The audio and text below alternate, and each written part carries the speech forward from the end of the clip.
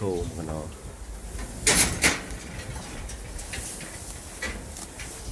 phải xia xia cho bằng đó.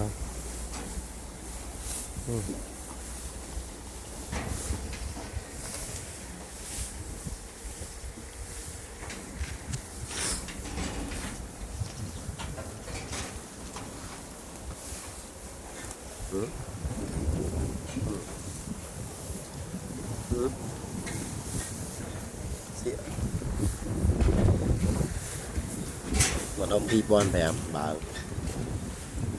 đấy phần này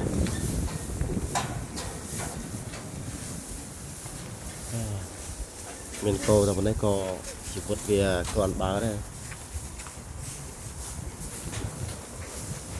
gọi cho bao xí thơm một đi scom nhé ở bên slang si không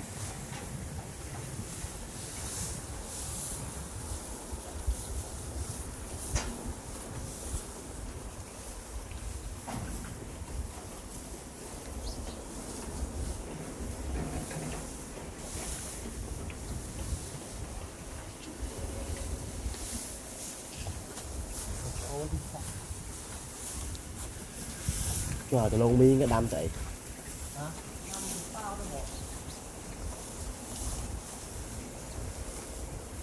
làm sao chưa đấy rồi đi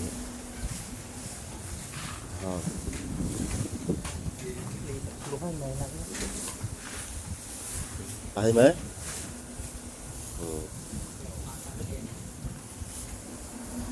mồi ăn nọc ở nhà hàng nọc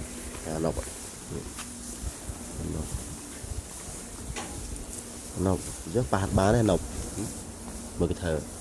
đấy mấy mấy còn đi ba bán mình mồi đi slot trên kia mình có hòm đi ba bán đó em oi phá này mình có hòm luôn phá chặt